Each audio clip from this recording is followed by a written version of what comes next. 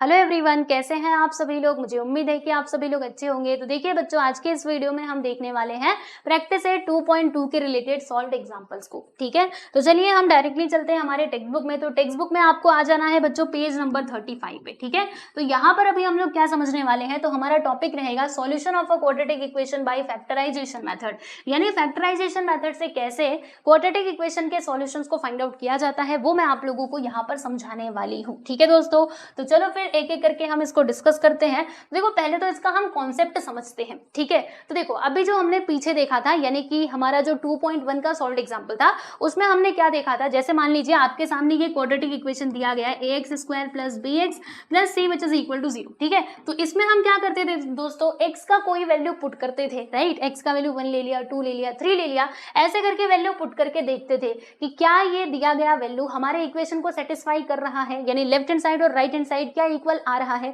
तो अगर इक्वल आ जाता था तो हम क्या कहते थे कि हाँ x का वैल्यू 1 या फिर x का वैल्यू 2 ये सॉल्यूशन है क्वाड्रेटिक इक्वेशन का। और अगर ऐसा नहीं हुआ तो हम कहते थे कि नहीं है ना। सिंपल सी बात है, यही हम कहा करते थे। लेकिन आप सोचो कि अगर मान लीजिए आपको ये क्वेश्चन दे दिया गया है और आपसे पूछा जा रहा है कि बताओ इस क्वाड्रेटिक इक्वेशन का सॉल्यूशन क्या होगा, तो आप कब तक ये hit and trial method use करते बैठोगे। आप 1 रखोगे, अच्छा इसने सेटिस्फाई नहीं किया, फिर आप 2 रखोगे, 3 रखोगे, ऐसे करके तो आप हिट एंड ट्रायल करते रह जाओगे और आपका पूरा टाइम बीत जाएगा, है ना। तो इसका कोई सॉल्यूशन बता दो भाई, कि ऐसे हमें बार बार पुट करके ना देखना पड़े, हम डायरेक्टली हमारे आंसर तक पहुंच पाए, डायरेक्टली हमको जो रूट्स है इक्वेशन का वो मिल पाए। इसका कोई तरीका है क्या, तो जी हाँ बच्चों, हमारे पास तरीका है। और वही तरीका क्या है दोस्तों, फैक्टराइजेशन मेथड। ठीक है, यानी फैक्टराइजेशन मेथड में आपको हिट एंड ट्रायल मेथड का यूज नहीं करना पड़ेगा, आप डायरेक्टली आंसर तक पहुंच पाओगे। ठीक है, तो चलो हम समझते हैं। देखो यहाँ पर वही दिया गया है कि बाय सब्स्टिट्यूटिंग आर्बिट्री वैल्यूज, मतलब अगर आप ऐसे ही वैल्यूज को रैंडमली कोई भी पुट करते रहोगे दिमाग में सोचते सोचते, तो ये कितना टाइम कंज्यूमिंग हो जाएगा,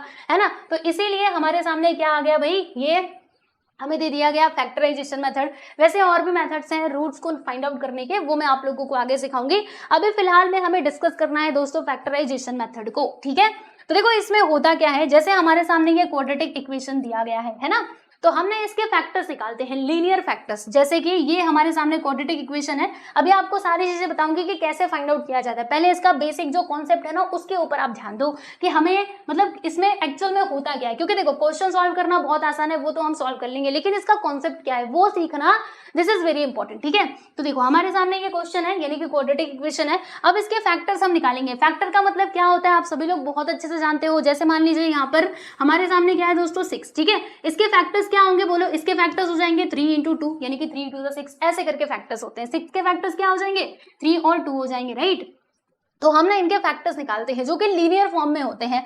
जैसे आप देख सकते हो इस क्वाड्रेटिक इक्वेशन का फैक्टर्स हमें 2 मिले हैं, x minus 5 into x plus 1। ठीक है, तो ये क्या है बच्चों, ये हमारे लीनियर फैक्टर्स है। 2 लीनियर फैक्टर्स हमको मिलते हैं जब हम क्वाड्रेटिक इक्वेशन को सॉल्व करते हैं बाय फैक्टराइजेशन मेथड तब। ठीक है, तो इस तरीके से आपको मिलेंगे, है ना। तो यहाँ पर देखिएगा बच्चों ध्यान से कि हो क्या रहा है। जैसे हमारे सामने ये क्वाड्रेटिक इक्वेशन था x square minus 4x minus 5, right, which is equal to 0, यही था ना क्वाड्रेटिक इक्वेशन। अब इसके फैक्टर्स हमने निकाले, तो इसके फैक्टर्स हमें क्या मिले हैं बोलिए, x माइनस 5 और दूसरा फैक्टर हमें यहाँ पर मिला है दोस्तों x plus 1 which is equal to 0। ठीक है ना। देखो इसकी जगह पे हमने ये लिख दिया क्योंकि ये क्या है, इसके फैक्टर्स हैं। ध्यान से समझो, जैसे एक एग्जांपल से समझो आप। यहाँ पर है बच्चों 10, तो 10 की जगह पे मैं इसके फैक्टर्स भी तो ऐसे करके लिख सकती हूँ, 5 इंटू 10, हम ऐसे लिख सकते हैं कि नहीं। यानी 10 की जगह पे मैंने ये लिख दिया, इसको फैक्टर्स के फॉर्म में लिख दिया। तो वही बात है, ये इक्वेशन दिया गया था तो इसको मैंने ऐसे फैक्टर्स बना करके लिख दिया। ठीक है, अब देखो दोनों के बीच में क्या है दोस्तों, मल्टीप्लाई का साइन है। राइट, तो देखो इसका मल्टीप्लाई अगर हम इसमें करेंगे तो क्या लिखा हुआ है, दिस मल्टीप्लाई बाई दिस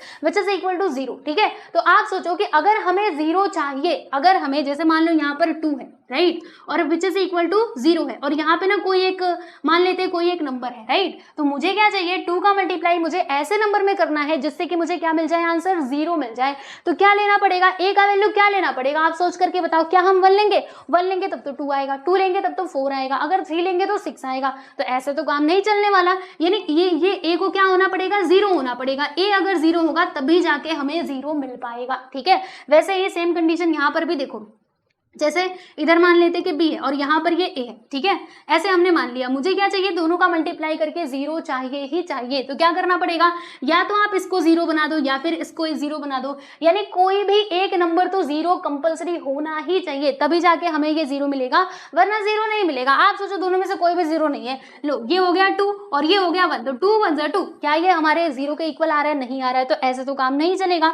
यानी इन दोनों में से किसी ना किसी को 0 होना ही पड़ेगा अगर हमें ये 0 के इक्वल लाना है तो, ठीक है। तो सेम कंडीशन यहाँ पर भी है, ये देखो इन दोनों का मल्टीप्लाई करके क्या आ रहा है बच्चे, 0 आ रहा है, यानी कि या तो इसको 0 होना पड़ेगा या फिर इसको 0 होना पड़ेगा। अब हम कैसे बोल दें कि कौन है 0, तो इसीलिए हम इसको कैसे लिख करके दिखाते हैं, देखो हम ऐसे लिखते हैं कि x - 5 which is equal to 0, या तो x - 5 को 0 कर दो, या फिर और यहाँ पे ना और का साइन लगाते हैं, मतलब और लिखते हैं, और ये x + 1 क्या होना चाहिए भैया, 0 के इक्वल होना चाहिए। दोनों में से एक फैक्टर तो 0 के इक्वल होना ही चाहिए, तभी इन दोनों का मल्टीप्लाई करके हमें 0 मिलेगा। तो जब यहाँ तक हमें एक्सप्रेशन मिल जाता है ना बच्चों, तो इसके आगे हम ऐसे सॉल्व करते हैं कि x - 5 which is equal to 0 और x + 1 which is equal to 0, ठीक है।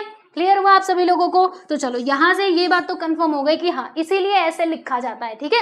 वरना जब मैं आपको क्वेश्चन सॉल्व करवाती ना तो आप सोचते हैं कि ये बीच में और क्यों डाल देते हैं, इसको इन दोनों को 0 के इक्वल क्यों लिख देते हैं, तो यही कारण है लिखने का। देखो यहाँ पे बताया गया होगा, आपको दिखाती हूँ, देखो इफ प्रोडक्ट ऑफ 2 नंबर से 0, यानी कि अगर प्रोडक्ट यानी क्या होता है, मल्टीप्लीकेशन, अगर 2 नंबर्स का मल्टीप्लीकेशन 0 है देन हम क्या कहेंगे कि at least one of them is 0, यानी कि दोनों में से कोई ना कोई 0 तो होना ही चाहिए, ठीक है। और दोनों हुए तब तो 0 आएगा ही, लेकिन दोनों में से एक को तो 0 होना ही पड़ेगा। ओके, क्लियर हुआ आप सभी लोगों को? तो इसीलिए हम इसको ऐसे लिखते हैं x - 5 which is equal to 0 और x + 1 which is equal to 0। अब क्या होगा, देखो ये -5 को हम उस साइड लेकर के जाएंगे, उधर जाने के बाद ये प्लस में हो जाएगा, यानी x का वैल्यू हमें +5 मिल जाएगा, और ये देखो +1 जब उस साइड जाएगा तो -1, यानी x का वैल्यू -1। तो +5 एंड -1 ये दोनों क्या है बच्चों, ये दोनों है हमारे roots of the given quadratic equation. Clear हुआ आप सभी लोगों को? ठीक है, तो ऐसे करके हमें क्या करना होता है, क्वेश्चंस को सॉल्व करना होता है, ठीक है। चलो अब मैं आपको लेकर के चलती हूँ सॉल्व एग्जांपल्स पे। इसका बेसिक कॉन्सेप्ट हमने समझ लिया कि ऐसे क्यों लिखा जाता है। अब आ जाओ बच्चों, एक एक करके हम लोग सारे क्वेश्चंस को डिस्कस करेंगे। जैसे पहला क्वेश्चन आपके स्क्रीन पर ये रहा, m² - 14m + 13 which is equal to 0। तो इससे मैं लेकर के चलती हूँ हमारे इस पेज पे, आ जाओ। इसको हम करते हैं यहाँ से कॉपी और लेकर के चलते हैं अपनी जगह पे। आओ देखो क्या करना है, हमें क्वाड्रेटिक इक्वेशन को सॉल्व करना है बच्चों बाय फैक्टराइजेशन मेथड, ठीक है। तो फैक्टराइजेशन मेथड में क्या क्या होता है जरा इसके ऊपर ध्यान दे लो। देखो हमारे सामने पहला सवाल, इसमें क्या लिखा हुआ है, m² - 14m + 13 which is equal to 0, ठीक है। यही है बच्चों आपका क्वेश्चन, जी हाँ बिल्कुल यही है हमारे सामने क्वेश्चन। अब बताओ भाई इसको हम कैसे सॉल्व करें। तो देखो दोस्तों करना क्या होता है, एक बार आप ये मेथड समझ जाइए फिर तो सब कुछ इजी हो जाएगा। देखो यहाँ पर m² का कोएफिशिएंट क्या है, कुछ नहीं मतलब क्या है दोस्तों 1 है, ठीक है, तो 1 ले लिया। और यहाँ पर जो हमारा कांस्टेंट टर्म है वो क्या है, वो है 30, ठीक है। तो हमें इन दोनों को ले लेना है और दोनों का आपस में मल्टीप्लाई करना है, यानी कि 1 लिखा फिर ये 13 लिखा, इन दोनों का मल्टीप्लाई करो बच्चों, क्या आएगा 13। अब 13 के ना हमें 2 फैक्टर्स ऐसे बताने हैं कि मल्टीप्लाई करने पे हमको क्या मिलना चाहिए दोस्तों, 13 मिलना चाहिए, क्योंकि यहाँ पे 13 है ना, तो मल्टीप्लाई करने पे हमको 13 मिलना चाहिए। और प्लस या माइनस करने पे क्या आना चाहिए, ये देखो ये -14 आना चाहिए, यानी कि जो सेकंड टर्म है ना वो हमें लेकर के आना है। प्लस करो या फिर आप माइनस करो, ये बस हमको -14 लाके दे दो, ठीक है। ऐसा यहाँ पर हमें करना होता है। देखो पहला स्टेप क्या रहेगा, आप इसका कोएफिशिएंट लीजिए, थर्ड टर्म लीजिए, दोनों का मल्टीप्लाई कीजिए, लो जी हमने कर दिया। अब जो आंसर हमें मिला है, जो नंबर हमें मिला है, उसके 2 फैक्टर्स हमको करने हैं, ठीक है। उसको दो फैक्टर्स में डिवाइड करना है कि मल्टीप्लाई करके तो हमें 13 मिलना चाहिए और प्लस या माइनस करके क्या मिलना चाहिए, तो सेकेंड वाला टर्म मिलना चाहिए, यानी कि -40, ठीक है। तो आप सोचो ऐसे 2 फैक्टर्स कौन से हो सकते हैं 13 के, तो 13 का तो ऐसा एक ही ये फैक्टर बनेगा भैया, देख लो 13 और 1, 13 1 से क्या हो जाएगा बच्चे 13 हो जाएगा, और 13 + 1 कर देंगे तो हमको मिल जाएगा 14, ओके है ना। 13 + 1 करोगे तो 14 मिल जाएगा। लेकिन जरा इसके ऊपर ध्यान दो बच्चों, इधर क्या लिखा हुआ है -14। अब क्या करें, है ना, तो ज्यादा टेंशन लेने का नहीं, इन दोनों को कर दो आप माइनस, दोनों को हमने माइनस कर दिया तो क्या होगा, -13 - 1 मिलकर के -14 बना देंगे, और -13 × 1 करके +13 आएगा, क्योंकि माइनस माइनस प्लस, मतलब देखो -13 का मल्टीप्लाई अगर मैं -1 में करूंगी तो माइनस माइनस प्लस हो जाएगा और 13 1 सा 13 यानी कि 13 आ जाएगा और इन दोनों को आपस में प्लस कर देने से -14 मिल जाएगा। मतलब जो मैंने आपको दोनों कंडीशंस बताई वो सेटिस्फाई हो रही है फॉर दिस फैक्टर्स। ठीक है, अब देखो क्या होगा, अब यहाँ पर क्या है बच्चे m² लो जी हमने लिख दिया। अब ये जो सेकंड टर्म है ना इसकी जगह पे हमें ये फैक्टर जो हमने निकाला है उनको लिखना है। तो क्या है -13 तो यहाँ पर आ जाएगा 13, हमें इसके साथ वेरिएबल जोड़ना है आपको। ठीक है, फिर क्या है, फिर -1 है तो -1 का मतलब -1m। ठीक है, तो 1 लिख के दिखाना पड़ता है क्या, नहीं, तो बस m लिख दो, काम खत्म। फिर यहाँ पे +13 विच इज इक्वल टू 0। चलो इतना तो हो गया। अब क्या करना है, अब आपको जोड़ियां बना लेनी है, इन दोनों की जोड़ी एक साथ बना लो बच्चों, इन दोनों की जोड़ी एक साथ बना लो। ठीक है, अब बताओ इसमें से हम क्या बाहर निकाल सकते हैं, यानी कि क्या कॉमन ले सकते हैं। इसमें से आप कुछ कॉमन ले सकते हो। आप कहेंगे हाँ ये m को तो हम कॉमन ले सकते हैं ना, तो m को मैंने कॉमन ले लिया, तो यहाँ पर 2 बार m था, एक m बाहर गया तो एक m बचा हुआ है। फिर इधर एक ही m था वो तो बाहर चला गया तो बस ये 13 बचा हुआ है। फिर यहाँ से आप क्या कॉमन ले सकते हैं, सोचिए जरा। इन दोनों में तो हमें कुछ कॉमन दिखाई दे ही नहीं रहा, नहीं दिख रहा तो -1 ले लेना। ठीक है, तो अब देखो बच्चों हमने 1 को बाहर लिया है तो यहाँ पे m आएगा और ये 13 आएगा, इतना तो हम जानते हैं। लेकिन माइनस प्लस का खेल भैया वो समझ लो। देखो ये -m था यानी कि m माइनस में था, माइनस हमने बाहर ले लिया तो अब ये प्लस में हो जाएगा और ये जो प्लस में था ना बच्चों ये माइनस में हो जाएगा। समझेगी नहीं, देखो जब हम माइनस को बाहर निकालते हैं ना तो क्या हो जाता है, जो पहले से नंबर माइनस में था वो प्लस में हो जाता है और जो प्लस में रहता है वो माइनस में हो जाता है। ठीक है, तो ये प्लस में था ना तो अब ये माइनस में हो जाएगा। राइट, समझ पा रहे हो कि नहीं। यानी हम यहाँ से ऐसा नंबर बाहर निकालते हैं कि अगर मैं वापस से इसको अंदर लेकर के जाऊं ना तो जो हमारा ओरिजिनल इक्वेशन था वो उसके इक्वल मिलना चाहिए। तो देख लो यहाँ से मिलेगा, -1 का मल्टीप्लाई m में करोगे तो -m आएगा और -1 का मल्टीप्लाई -3 में करोगे तो माइनस माइनस प्लस और -1 इंटू 13 करोगे तो बच्चों 13 आ जाएगा। तो देखो -m + 13 आया कि नहीं, -m + 13 वही था पहले और अभी भी वही हमको मिला है। ठीक है, तो ऐसे करके हमें कॉमन निकालना होता है। अब बताइए यहाँ से हम क्या कुछ कॉमन ले सकते हैं बच्चों, सोचो जरा क्या आप कॉमन ले सकते हो। तो m-13 ये हम कॉमन ले सकते हैं। तो लो जी m-13 हमने कॉमन ले लिया। फिर दूसरे ब्रैकेट में क्या आएगा, m-13 यहाँ से बाहर जा चुका है तो बचेगा क्या m-13 ये बाहर जा चुका है, बचेगा क्या -1। तो लो जी विच इज इक्वल टू 0। तो m-13 और m-1 which is equal to 0। ठीक है, अब ये दो फैक्टर्स हमें मिल चुके हैं इस क्वाड्रेटिक इक्वेशन के। राइट, तो अब क्या करेंगे दोस्तों, दोनों फैक्टर्स को हम इक्वेट करेंगे किसके साथ, 0 के साथ। क्यों ऐसा, इसका कारण मैंने आपको बताया था ना कि इन दोनों का मल्टीप्लाई करके हमें 0 मिलना चाहिए, यानी कि दोनों में से एक तो 0 होना ही चाहिए। ठीक है, अब हमें नहीं मालूम कि कौन सा 0 होगा, इसलिए हम दोनों को लिखते हैं। देखो ऐसे लिखते हैं m-13 which is equal to 0 और m-1 which is equal to 0। ठीक है, अब क्या होगा, देखो m which is equal to -13 उस साइड जाएगा बच्चे तो क्या हो जाएगा, +13 हो जाएगा, है ना। और यहाँ पे देखो -1 जब उस साइड जाएगा तो +1 हो जाएगा। यानी कि हमें रूट्स क्या मिले हैं इसके, देखो +13 और 1। राइट, देखो +13 and 1 is the roots of the given equation. ठीक है, ये हैं हमारे रूट्स। ओके, चलिए आप इसका आंसर देख लीजिए। यहाँ पे ये देखिए 13 and 1 are the roots of the given quadratic equation. तो 13 and 1 क्या है बच्चों, ये हमारे रूट्स हैं गिवन क्वाड्रेटिक इक्वेशन के। तो ऐसे ही आपको क्या करना होता है, रूट्स फाइंड आउट करना होता है। देखो यहाँ पे पूरा अच्छे से इन्होंने सॉल्व करके बताया है जो मैंने आपको इधर बताया। ठीक है, समझ गए ना अच्छे से। चलो अब सेकेंड वाला एग्जाम्पल मैं आपको बता देती हूँ। पहला वाला तो आई होप आपको क्लियर हो गया होगा। ऐसे टाइप के जब आप बहुत सारे क्वेश्चन सॉल्व करोगे ना तो आप खुद इसमें मास्टर बन जाओगे और आपको काफी मजा आएगा ये क्वेश्चन सॉल्व करने के लिए। ठीक है, आ जाओ अब दूसरा सवाल हम देखते हैं। देखिए बच्चों हमारे सामने सेकंड क्वेश्चन क्या दिया है, सेकंड वाला सब क्वेश्चन है कि 3x² - x - 10 = 0। राइट, तो बताओ मैंने आपको पहला स्टेप में क्या समझाया था कि इसका कोएफिशिएंट ले लो, क्या है भैया 3 है और थर्ड टर्म हमारा क्या है -10 है, दोनों का मल्टीप्लाई कर दोगे -13 आएगा, -30 आएगा। बिल्कुल सही। अब क्या करना है, अब ये 30 के हमें ऐसे दो फैक्टर्स लेने हैं कि मल्टीप्लाई करने पे तो हमको -30 मिलना चाहिए। देखो इधर माइनस है ना, माइनस को भूल मत जाना, -30 मिलना चाहिए और प्लस या माइनस करने पे ना बच्चों हमें इधर क्या मिलना चाहिए। देखो यहाँ पर क्या है, इधर है बस ये -x। ठीक है, -x का मतलब क्या हुआ, इसको हम ऐसे लिख सकते हैं ना -1x, यानी कि प्लस या माइनस करने पे बच्चों हमें ये मिलना चाहिए, -1 मिलना चाहिए। ठीक है, तो आप सोचोगे हम इधर क्या कर सकते हैं, कौन से फैक्टर्स ले सकते हैं। तो मेरे दिमाग में तो आ गया भाई, है ना, आपके दिमाग में आया कि नहीं। देखो 30 के फैक्टर्स क्या क्या बनेंगे, देखो ये बन सकता है 15 × 2 बन सकता है, तो 15 × 2 = 30 तो बन जाएगा, लेकिन 15 में से 2 घटाओगे तो 1 थोड़े ना आएगा, तो ये फैक्टर तो हम नहीं ले सकते। अच्छा आप सोचेंगे अच्छा तो फिर ऐसे ले लो 5 और 3 ले लो, तो 5 3 जा, अच्छा हमको 30 चाहिए ना, तो 5 और 3 नहीं, 5 और 6 ले लो, 5 6 जा मिलकर के 30 हो जाएगा। और अगर हम 6 में से 5 को माइनस करेंगे तो 1 आ जाएगा। तो बताइए कौन सा फैक्टर हमें लेना चाहिए बच्चों, ये वाला फैक्टर लेना चाहिए, यानी कि 5 और 6 लेना चाहिए, है ना। तो आ जाओ हम लिख देते हैं यहाँ पे 5 और 6, 5 और 6 हम ले लेंगे। लेकिन सवाल ये है कि माइनस किसको प्लस किसको, तो यहाँ पर क्या है बच्चों -1, क्या है -1, यानी कि ये जो 1 है ना वो माइनस में आना चाहिए, राइट। तो हमें क्या करना पड़ेगा, ग्रेटर नंबर को माइनस रखना पड़ेगा, तभी तो माइनस आएगा। यानी इसको आप माइनस रखना और इसको प्लस रखना। देखो 5 6 30 है ना, देखो एक प्लस में एक माइनस में, तो -30 आ जाएगा।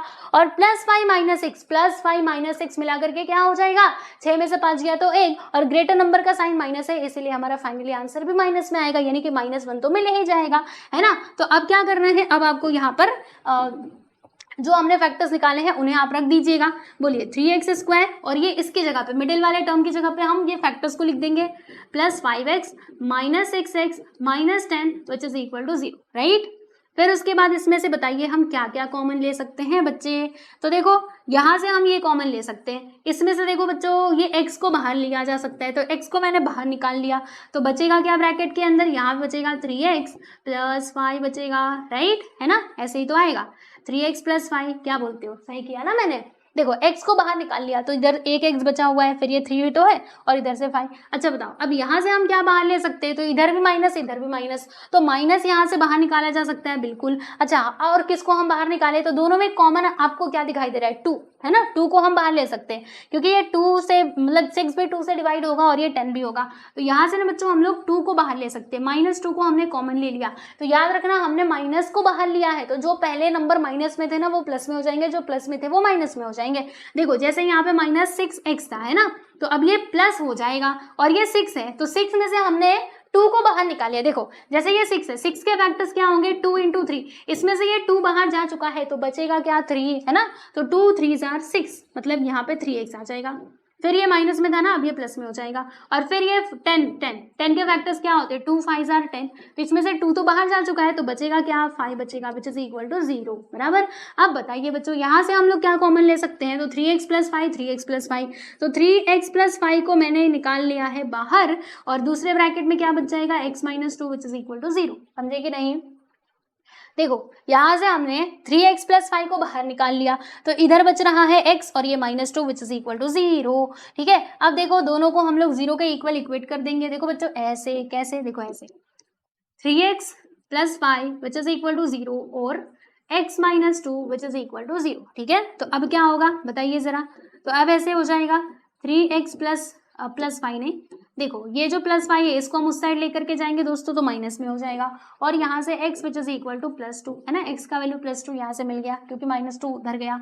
फिर यहाँ से देखो ये 3 को उधर लेकर के जाएंगे, तो x का वैल्यू यहाँ से हमें क्या मिलेगा, x which is equal to -5/3 और x which is equal to 2, ये दोनों हैं हमारे roots of the given quadratic equation, ठीक है। यानी कि ये जो क्वाड्रेटिक इक्वेशन दिया गया था बच्चे, इसके रूट्स हमें क्या क्या मिले हैं, पहला रूट हमको मिलता है -5/3 और दूसरा रूट हमें मिलता है बच्चों 2, ठीक है। चलो देख लो इसका आंसर, इधर -5/3 and 2 are the roots of the given quadratic equation, ठीक है। क्लियर हुआ आप सभी लोगों को, समझ में आया इतना, चलिए तो ये भी आप समझ गए होंगे, है ना। अब हम बात करते हैं प्यारे प्यारे बच्चों हमारे अगले सवाल यानी कि इस क्वेश्चन की।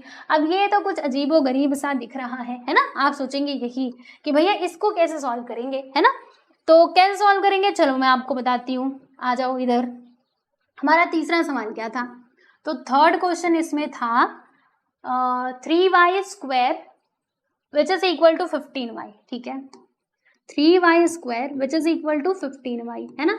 तो अब इसको हम थोड़ा सिंप्लीफाई करते हैं। देखो 3y² इसको इधर ही रहने दो, 15y को इधर बुला लो, तो 15 था कि 5 था, 15 था, ओके।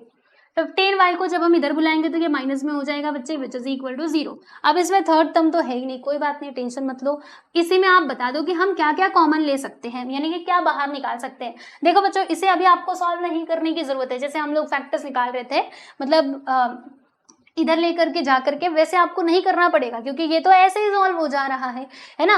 तो बताओ इसमें से हम क्या बाहर निकाल सकते हैं दोस्तों, हम यहाँ से 3 को बाहर निकाल सकते हैं, क्योंकि देखो 3 का फैक्टर ये भी है और ये 15, मतलब 3 से 15 भी डिवाइड होता है ना। फिर दोनों में y है तो y को हमने बाहर निकाल लिया। ब्रैकेट के अंदर क्या बचेगा, देखो यहाँ से 3 बाहर जा चुका है, एक y बाहर जा चुका है, यानी कि एक y बचा हुआ है तो y लिख दिया। फिर उसके बाद माइनस है तो माइनस का साइन, इधर है 15, तो 15 को अगर आप फैक्टराइज करोगे तो क्या आएगा बच्चों, 5 3 15, जिसमें से 3 बाहर ले लिया हमने, मतलब इधर क्या बचा है, 5 बचा है, और y तो ऑलरेडी बाहर जा चुका है, यानी कि y माइनस 5 आ जाएगा, 3 5 15, okay, which is equal to 0। अब दो फैक्टर्स हमें मिल चुके हैं दोस्तों, एक तो पहला ये, दूसरा ये है ना, दो फैक्टर्स हमें मिल चुके हैं, 3y एंड y माइनस 5। अब दोनों को हम लोग 0 का इक्वल कर देंगे, यानी कि 3y which is equal to 0 और y minus 5 which is equal to 0, ऐसे हो जाएगा, ठीक है। तो अब बता दो बच्चे, y का वैल्यू यहाँ से क्या मिलेगा, जब ये 3 उधर जाएगा तो डिवाइड में हो जाएगा और 0 के साथ डिवाइड होकर के 0 ही बनाएगा। फिर यहाँ से देखो, जब ये माइनस 5 उधर जाएगा तो प्लस 5 हो जाएगा, यानी हमें इक्वेशंस के सॉल्यूशन क्या मिलते हैं, तो 0 and pi are the solution of the given quadratic equation, ठीक है। तो ऐसा क्वेश्चन अगर आपको दिया रहेगा तो बच्चों इसी प्रोसेस के थ्रू आपको जाना पड़ेगा, याद रखो, ठीक है। देखो ऐसे जब क्वेश्चंस दिए जाएंगे प्रॉपरली, जिसमें तीनों टर्म्स दिए रहेंगे, तब तो आपको ऐसे सॉल्व करना पड़ेगा, राइट। और जब ऐसे क्वेश्चंस दिए जाएंगे तो ऐसे कर लेना, देख लेना इसमें से क्या बाहर निकल रहा है, दो ही फैक्टर्स तो हमको निकालने हैं, तो हो जाएगा हमारा क्वेश्चन कंप्लीट, ठीक है। देखो ये थर्ड वाला सवाल था ना हमारे सामने, देखो ऐसे ही किया इन लोगों ने, समझे। देखो आप देख सकते हो प्रॉपरली, अच्छे से इसको देख करके समझ लीजिए। अब उसके बाद आ जाता है हमारे सामने अगला सवाल, ये रहा x square which is equal to 3। तो क्या ऐसे भी क्वेश्चंस दिए जाते हैं, जी हाँ बिल्कुल। देखो हमारा फोर्थ वाला क्वेश्चन क्या था बच्चों, एक्स स्क्वायर, फिर क्या है, x square which is equal to 3, ठीक है, यही है ना, हाँ यही है क्वेश्चन। अब इसको कैसे सॉल्व किया जाए भैया, इसको भी बता दो। तो देखो दोस्तों, इसको सॉल्व करने का तरीका क्या है कि हम ना 3 को इस साइड बुला लेंगे, तो जब ये 3 इधर आएगा तो माइनस में हो जाएगा, विच इज इक्वल टू 0।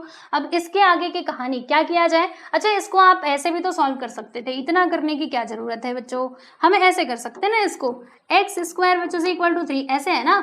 अब एक काम करो, हमें तो x का वैल्यू चाहिए, राइट, तो एक काम करते हैं ना, यहाँ पे हम रूट ले लेते हैं दोनों साइड का, इधर भी रूट ले लेते हैं, इधर भी, यानी कि स्क्वायर रूट ले लेते हैं बच्चों, taking square root on both sides. आ जाओ बता देती हूँ, देखो यहाँ पे लिखेंगे हम taking square root on both sides, ठीक है। अच्छा मैं ऐसा क्यों कर रही हूँ, आपके दिमाग में ये सवाल तो आया ही होगा कि भैया ये काहे कर रहे हो, ऐसा सॉल्व करो ना कि एक्स स्क्वायर माइनस 3, मतलब एक्स स्क्वायर करो, फिर ये माइनस 3 को इधर बुलाओ, विच इज इक्वल टू 0, ऐसे करो। तो देखो ऐसे करके हमको आंसर नहीं मिलेगा, हमें क्या चाहिए, हमें x का वैल्यू चाहिए, राइट। तो x का वैल्यू ऐसे थोड़े ना मिलेगा, हमें x का वैल्यू बच्चों ऐसे मिलेगा। क्या करना पड़ेगा, taking square root on both sides, यहाँ पे स्क्वायर रूट ले लेना दोनों साइड का, taking square roots on both sides, ठीक है। दोनों साइड का बच्चों आपको क्या करना है, स्क्वायर रूट ले लेना है।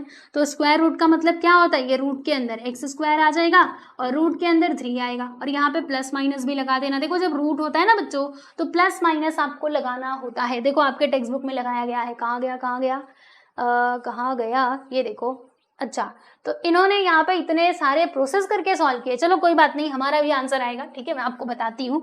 और इन्होंने कैसे किया ये भी समझा दूंगी, पहले आप ये देख लो, ठीक है। थोड़ा मैं डायरेक्टली कर रही हूँ और इन्होंने पूरा इसको अच्छे से डिफाइन करके बताया, चलो कोई बात नहीं, आ जाओ देखते हैं।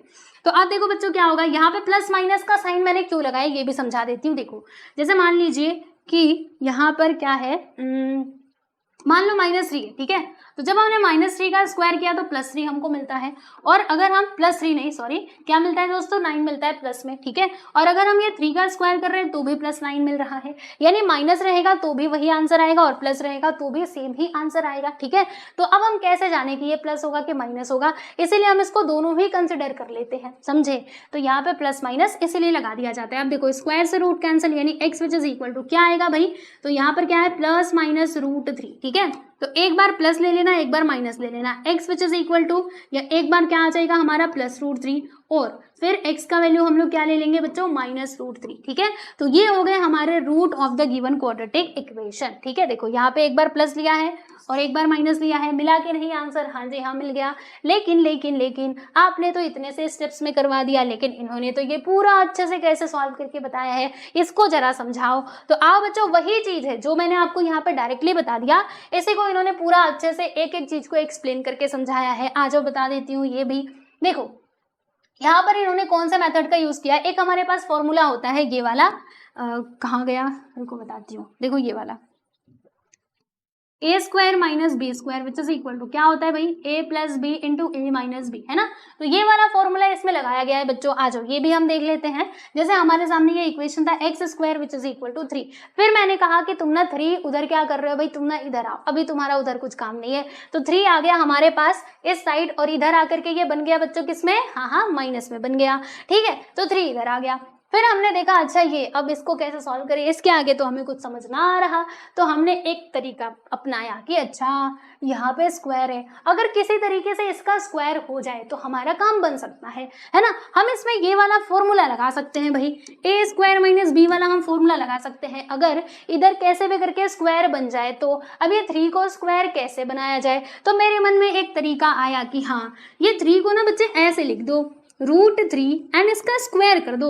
ये 3 को ही हम ऐसे लिख रहे हैं, देखो 3 विच इज इक्वल टू, बच्चों इसको ऐसे लिखा जा सकता है क्योंकि सुनो होगा क्या, ये रूट से स्क्वायर कैंसिल, रूट से स्क्वायर कैंसिल, वापस से क्या आ जाएगा बच्चे 3 आ जाएगा, यानी 3 को ही हमने इस प्रकार से लिखा है और ज्यादा कुछ नहीं किया। तो वो एक्चुअल में 3 ही है, लेकिन हमने इसको बस ये स्क्वायर करके लिख दिया, क्यों, ताकि ये क्वेश्चन सॉल्व हो जाए, ठीक है। तो हमने ये 3 को ऐसे लिख दिया, राइट। अब जब हमने इसको ऐसे लिखा तो हमने एक बात नोटिस करी, अरे ये तो फॉर्मूला बन रहा है, कौन सा, ये वाला, A square minus B square which is equal to क्या होता है बच्चे, A plus B into A minus B. वाह, ये तो फॉर्मूला बन गया।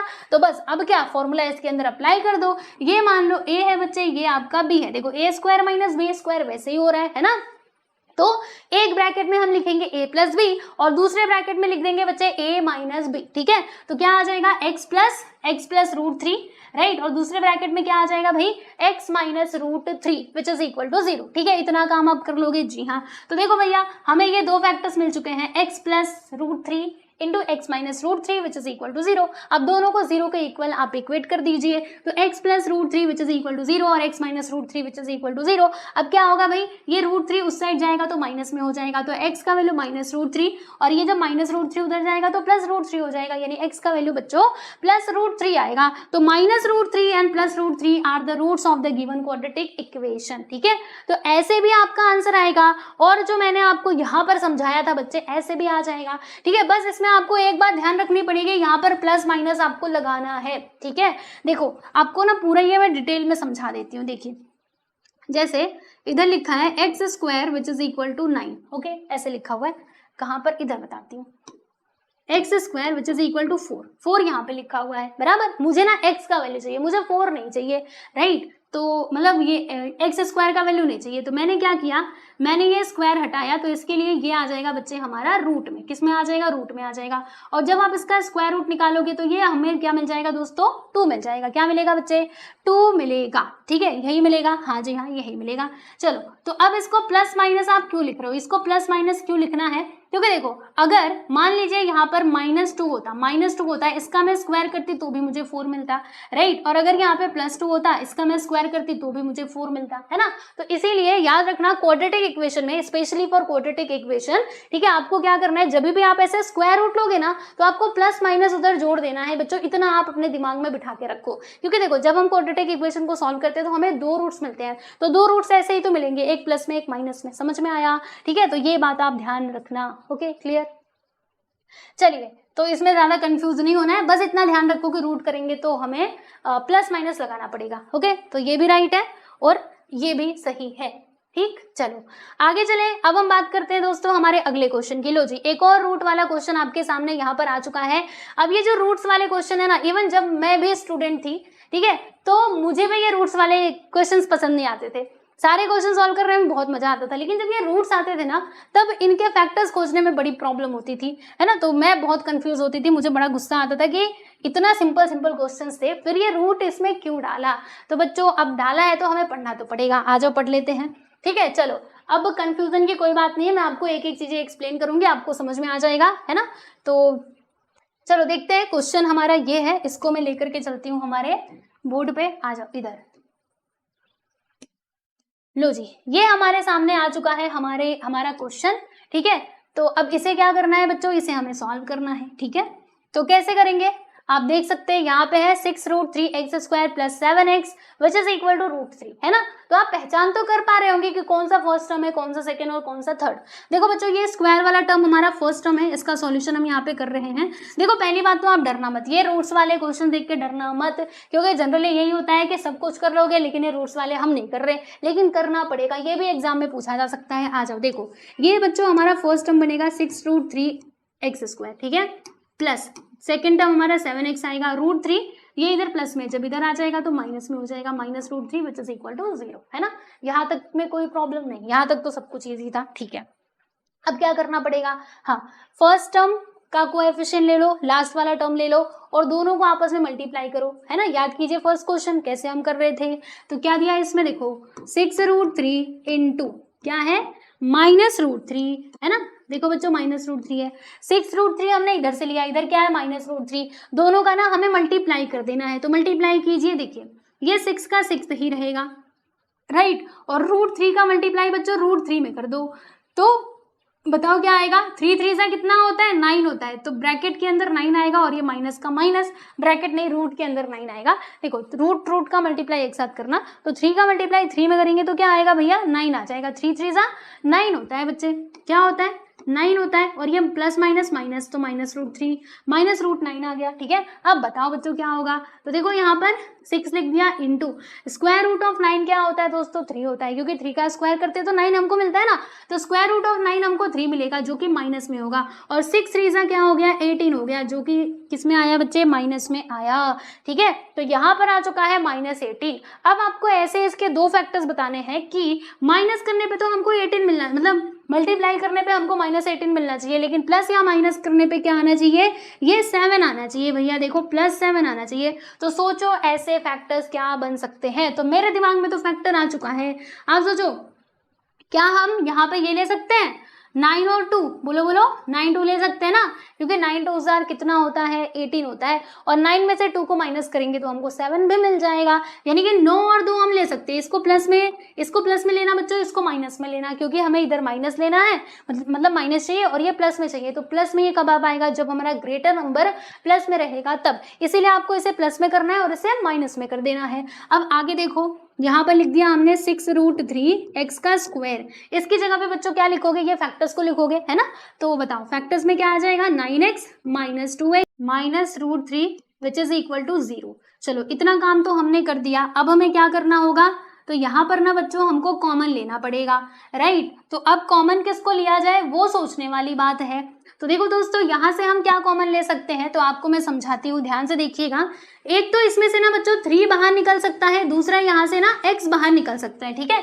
3x बाहर निकल सकते, वो तो हमको सामने से सीधा सीधा दिख रहा है, जैसे देखो ये 3 से कटेगा, ये भी 3 से कटेगा, यानी 3 को हमने बाहर ले लिया, और इधर भी x है इधर भी x है, तो x भी बाहर आ गया। लेकिन क्या और कुछ बाहर आएगा, तो जी हाँ आएगा।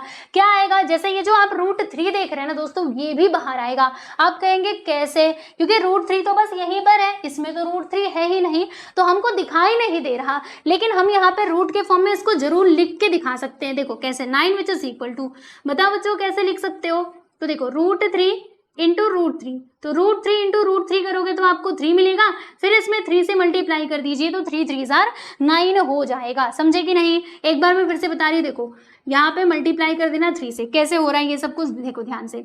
यहाँ पे देखो 3 का मल्टीप्लाई 3 में करेंगे, √3 इंटू √3 करोगे तो क्या आएगा 3 आएगा, है ना, क्योंकि 3 3 9, और स्क्वायर रूट ऑफ 9 क्या होता है दोस्तों 3 होता है, बराबर। और फिर ये 3 का मल्टीप्लाई इसमें कर दोगे तो क्या हो जाएगा 3 3 9, यानी 9 की जगह पे हम ये रूट लिख सकते हैं कि नहीं, 3 इंटू √3 लिख सकते हैं ना, बोलो हाँ लिख सकते हैं, ठीक है। तो सुनना ध्यान से, अभी पहले कॉमन मतलब पहले तो आप लिख दो ऐसे, यहाँ पे आ जाएगा 6√3x² प्लस 9 की जगह पे, बोलो 9 की जगह पे हम क्या लिख सकते हैं 3√3 इंटू √3 - 2x - √3 बराबर 0, ठीक है। इतनी बातें क्लियर है। अब हमें कॉमन लेना पड़ेगा बच्चे, यहाँ से और यहाँ से, तो बताइए हम इसमें से अब क्या क्या कॉमन ले सकते हैं। तो हम यहाँ से 3 को बाहर ले सकते हैं, √3 को बाहर ले सकते हैं, x को बाहर ले सकते हैं। तो ब्रैकेट के अंदर क्या आएगा, देखो यहाँ से 3 बाहर जा चुका है, तो 3 2 जार 6, और ये √3 भी बाहर जा चुका है, x भी जा चुका है, यानी कि बस यहाँ पे 2x ही बचेगा। फिर उसके बाद देखो यहाँ से क्या बाहर जा चुका है बताइए जरा, तो 3√3 बाहर बाहर निकल चुका है, बच क्या रहा है बच्चे, ओनली √3, तो मैंने यहाँ पे √3 लिख दिया। फिर यहाँ से क्या कॉमन ले सकते हैं, तो यहाँ से आपको कॉमन क्या लेना चाहिए, सोचिए ज़रा, तो यहाँ से ज़्यादा कुछ कॉमन मत लेना, बस ये -1 कॉमन लेना। देखो इसमें वैसे भी कुछ कॉमन लेने लायक हमको दिखाई दे नहीं रहा, ये 1 ही है, तो -1 को मैंने बाहर ले लिया। अब ब्रैकेट के अंदर क्या आएगा बताओ, माइनस चला गया है बाहर, यानी कि +2x इधर आएगा, माइनस गया बाहर तो यहाँ पे +√3 आ जाएगा। ठीक है, क्लियर हुआ आप सभी लोगों को। अब बताइए बच्चे, अब यहाँ से आप कॉमन ले लीजिए, तो 2x + √3, 2x + √3, तो इसको मैंने बाहर निकाल लिया भैया, लो जी निकाल लिया। फिर दूसरे ब्रैकेट में क्या आएगा, तो ये जो बचा हुआ है ये एक तो बाहर जा चुका है ना, तो 3√3x माइनस यहाँ पर आ जाएगा बच्चे 1, ठीक है, विच इज इक्वल टू 0। अब देखो यहाँ से हमें x और x के वैल्यूज क्या क्या मिलेंगे, यहाँ पे लिखेंगे 2x + √3 which is equal to 0 और 3√3x - 1 which is equal to 0, ठीक है। अभी क्या होगा, देखो यहाँ पर हो जाएगा हमारा x which is equal to √3, जब उधर जाएगा तो -√3 हो जाएगा, और 2 इधर मल्टीप्लाई में जब उस साइड जाएगा तो बच्चे डिवाइड में हो जाएगा, यानी x which is equal to -√3/2। ये हमारा एक इक्वेशन मिल गया, मतलब एक ये मिल गया, क्या कहते हैं, सॉल्यूशन मिल गया, रूट मिल गया इस इक्वेशन का। फिर यहाँ से देखो x को इधर रखा, -1 उधर जाएगा तो +1 हो जाएगा, और 3√3 ये मल्टीप्लाई में है ना, जब इस साइड जाएंगे बच्चे तो डिवाइड में हो जाएंगे, यानी कि 1/3√3 ये हमारा दूसरा सॉल्यूशन हो जाएगा दिए गए क्वाड्रेटिक इक्वेशन का। ठीक है, तो इसका आंसर चलो हम लोग मैच कर लेते हैं, आंसर आया है कि नहीं भैया, तो देखो आया है पहला -√3/2, दूसरा 1/3√3, तो 1/3√3, समझे। तो देख लीजिए बच्चे, इसी तरीके से यहाँ पे ये सॉल्व करके बताया गया है, तो आप देख सकते हैं, आपको समझ में आ रहा होगा, है ना। और यहाँ पर तो मैंने खैर बताया ही, तो मुझे पता है आपको ये रूट्स वाले में प्रॉब्लम होगी, तो इसका बस एक ही इलाज है कि आपको 2 से 3 बार प्रैक्टिस करनी पड़ेगी, तभी आप इसको अच्छे से समझ पाओगे और एग्जाम में आए तो आप सॉल्व कर पाओगे, ठीक है। वरना क्वेश्चन में, मतलब जब ये एग्जाम में क्वेश्चन आएगा ना, आप देखते हैं इसको छोड़ दोगे, नहीं करना मुझे तो अगर आप करना चाहते हो कि एग्जाम में हम ये कर पाए, तो 2 से 3 बार एक बार प्रैक्टिस कर लेना, बस इतना काम कर लेना, फिर आपको ये समझ में आने लगेगा कि हो क्या रहा है, ठीक है। वैसे प्रैक्टिस सेट के अंदर भी ऐसे क्वेश्चंस आपको देखने के लिए मिलेंगे। अगर मैं आपको दिखाऊं रूट वाले, तो देखो बच्चों ये रूट वाला है, ठीक है, तो ये मैंने आपको सॉल्व करवाया, आप देख लीजिएगा। ओके, चलिए, तो बस इतने ही सॉल्व्ड एग्जांपल्स दिए गए थे इसमें, बाकी इसके आगे तो हमारे प्रैक्टिस सेट्स के क्वेश्चंस हैं जो मैंने ऑलरेडी सिखा रखे। देखो ये भी रूट वाला है, ठीक है, तो रूट से आप बच करके कहीं नहीं जा सकते, रूट आपका पीछा नहीं छोड़ेगा, इसीलिए आप उसका पीछा पकड़ लो, ठीक है, आप उसके पीछे पड़ जाओ, जब वो आपका पीछा नहीं छोड़ेगा तो हम ही पड़ जाते हैं उसके पीछे, है ना, सीख लेते हैं इसको, फिर वो हमारे पीछे कितना भी पढ़ ले, हम तो फटाफट से क्वेश्चंस को सॉल्व कर लेंगे, है ना। तो यहाँ पर देखो सॉल्व्ड एग्जांपल्स हमारे हो चुके हैं बच्चों, प्रैक्टिस सेट 2.2 के रिलेटेड सारे सॉल्व्ड एग्जांपल्स मैंने आपको यहाँ पे सॉल्व करके दिखा दिए हैं, आप देख सकते हो, ठीक है ना। चलो, और जो भी मैंने आपके चैप्टर्स पढ़ाए हुए हैं उसकी जो PDF है वो आपको हमारे टेलीग्राम चैनल में मिल जाएगी। लो जी, टेलीग्राम चैनल का लिंक ये रहा, मतलब ID है, और ये हमारे एप्लीकेशन में भी मिल जाएगा। और इसके अलावा और मैं क्या पढ़ाती हूँ क्लास 10th का, तो क्लास 10th का जो आपका ज्योग्राफी सब्जेक्ट है वो मैंने ऑलरेडी पढ़ा रखा है, ईच एंड एवरी चैप्टर को पढ़ा रखा है, और उसी के साथ ही बच्चों क्वेश्चन आंसर्स के एक्सप्लेनेशन के सहित मैंने वीडियो अपलोड की हुई है। तो आप लोग ज्योग्राफी की भी तैयारी हमारे इस चैनल से कर सकते हैं, बस प्लेलिस्ट में चले जाना, वहां पर आपको सारे वीडियोज मिल जाएंगे, ठीक है। तो आज के लिए बस इतना ही, मिलते हैं नेक्स्ट वीडियो में। सब लोग अपना ध्यान रखिए और अच्छे से पढ़ाई करते रहिए। Bye everyone.